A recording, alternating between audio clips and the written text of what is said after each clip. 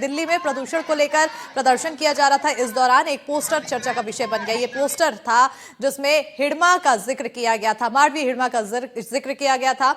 और ऐसे में छत्तीसगढ़ के डिप्टी सीएम विजय शर्मा की तरफ से बयान देते हुए कहा गया है कि बच्चों को किसी तरीके से बरगलाया जा रहा है। नक्सलियों ने आदिवासियों के समूह की हत्याएं की हैं। नक्सलवाद के चलते ग्रामीण सुविधाओं से वंचित रहे हैं। और क्या कुछ कहा है आपको सुनवाते हैं।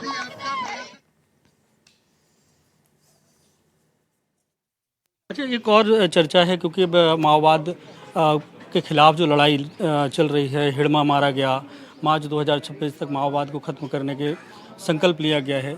दिल्ली में जिस तरीके से कुछ युवा जो है हिडमा के समर्थन में बात कर रहे हैं, इसे किस तरीके से देखते हैं? इसके पीछे कौन हो सकता है? छोटे उम्र के बच्चे हैं, मैंने देखा है, और इन बच्चों को किसी तरीके से भ्रमित किया गया है। मैं ज़रूर ये कहना चाहता हूँ कि इन बच्चों को समझाने की ज़रूरत है। इनको नहीं मालूम है कि जनताना सरकार क्या होती है, इनको नहीं मालूम है कि माओवाद का क्या दंश बस्तर ने झेला है, इनको नहीं मालूम है कि बस्तर के आदिवासियों की समूह में हत्याएं कैसे की गई हैं, इनको नहीं मालूम है कि बस्तर के गांव-गांव तक मौलिक सुविधाएं, स्कूल, अस्पताल, आंगनबाड़ी, बिजली, पानी, सड़क नहीं पहुंच पाए, सिंचाई की व्यवस्थाएं खड़ी नहीं हो पाई। इनको नहीं मालूम है ये सब। ये जानने की ज़रूरत है। मैं सोचता हूं कि लोकतंत्र पर विश्वास करना, और फिर लोकतंत्र में आप जिस तरह से चाहें काम कर सकते हैं। बहुत विशेष बात, अभी आपने कुछ दिनों पहले माननीय केंद्रीय गृह मंत्री जी का एक इंटरव्यू आया था, वो देखा होगा। उसमें जब उनसे ये कहा गया है कि ये हथियार छोड़ रहे हैं लेकिन ये अपना विचार नहीं छोड़ रहे हैं, मैंने कहा भाई, आप विचार, किसी भी तरह के विचार के साथ आप समाज में काम कर सकते हैं। हमारा मसला है हथियार छोड़े। आपके क्या विचार हैं, संविधान उसका आपको स्वतंत्रता देता है, आप काम कर सकते हैं।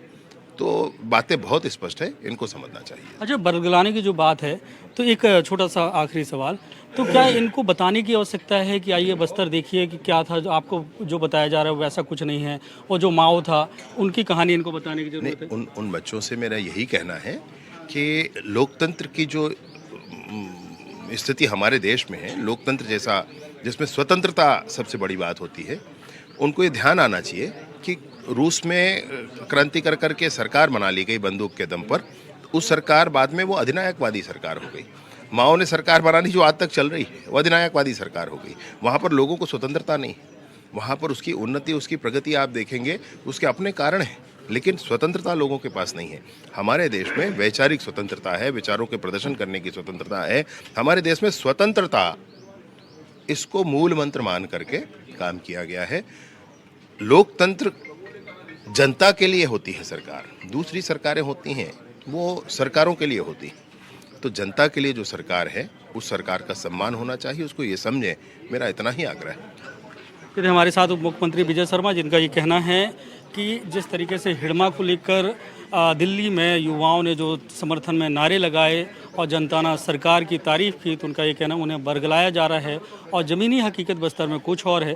बंदूक के रास्ते लोकतंत्र नहीं आ सकता। रूस में क्या हुआ, चीन में क्या हुआ, और भारत में लोकतंत्र है, तो लोकतंत्र में जनता की सरकार होती है और वहाँ पर सबको अपनी बातें कहने की आज़ादी होती है। रायपुर से कैमरा पर्सन प्रवीण साहू के साथ जुल्फिकार अली, एनडीटीवी।